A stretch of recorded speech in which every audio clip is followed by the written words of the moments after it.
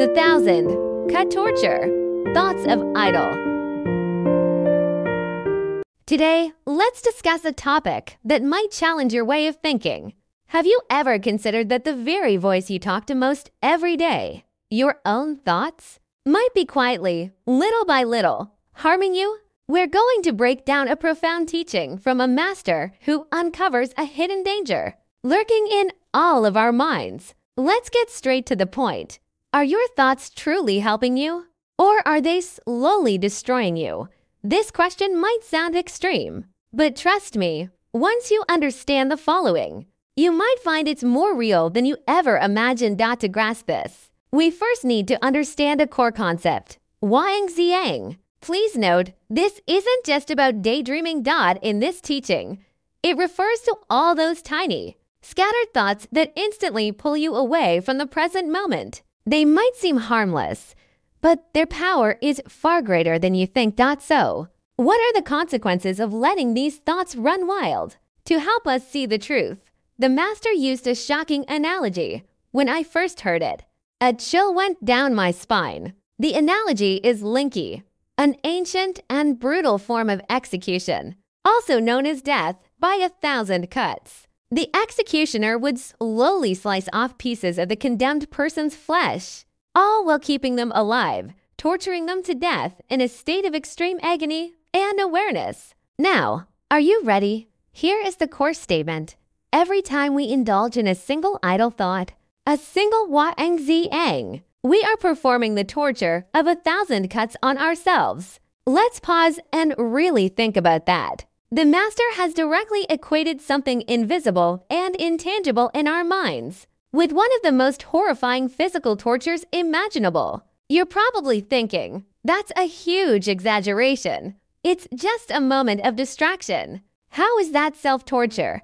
Don't be so quick to dismiss it. Let's look at the reasoning behind this. The most crucial part of this analogy is that the slices aren't cutting away our flesh, but something far more valuable, our potential, our blessings, and our focus. Every scattered thought is a cut to your life. The master clearly outlines 3 pillars of our lives that are being eroded. Let's take a career as an example. It's the easiest to understand. You're focused on writing a proposal when a thought suddenly pops into your head. What should I eat for dinner tonight? Just like that, your focus is gone for maybe 5 minutes. That's the first cut. Later, when you're presenting the proposal to your boss, you stumble and get stuck. That's the second cut, which erodes the trust of your colleagues and bosses, one slice at a time. The foundation of our lives is slowly dismantled by our own unintentional thoughts. The same principle applies to our studies and family life. Hearing this, many people might feel discouraged. Thoughts are like weeds. They just sprout up on their own.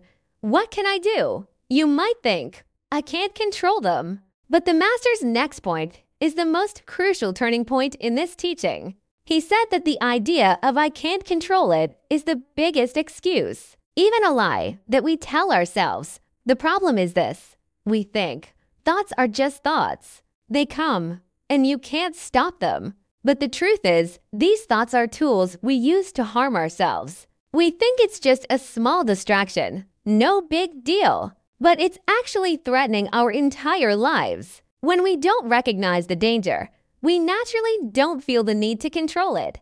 The master used a brilliant example to illustrate this. If someone were to put a burning cotton ball on your leg right now, would you sit there and let your mind wander? Of course not. You would immediately jump up and use all your attention to deal with that fire. This analogy immediately reveals the core problem.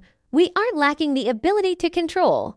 We just don't treat idle thoughts like the burning cotton balls on our legs. So, if we now know the seriousness of this issue and that indulging in scattered thoughts is like taken poison, is there an antidote?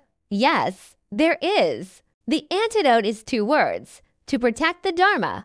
Literally, this means to protect the Dharma. But we can understand it as a concept that's closer to home, becoming a guardian of our own mind. This isn't about sitting around and daydreaming.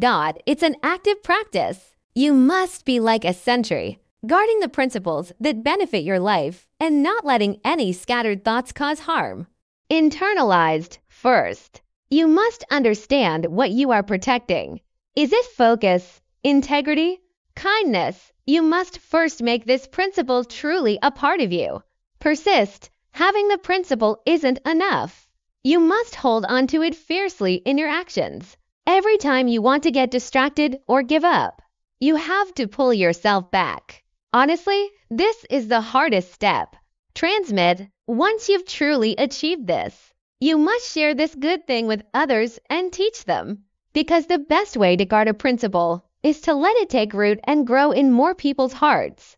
So you see, true HFA isn't just a slogan. It's not just saying, I'm going to protect something. It's about turning a positive principle into a living, breathing parts of who you are, making it an instinct.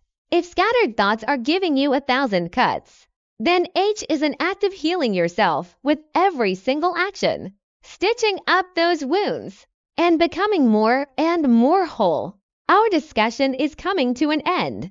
Now, let's go back to that first question. Now that you understand that every idle thought, every moment of distraction is a cut to your life, what will you choose today? Will you continue to pick up that blade and slice away at your own future?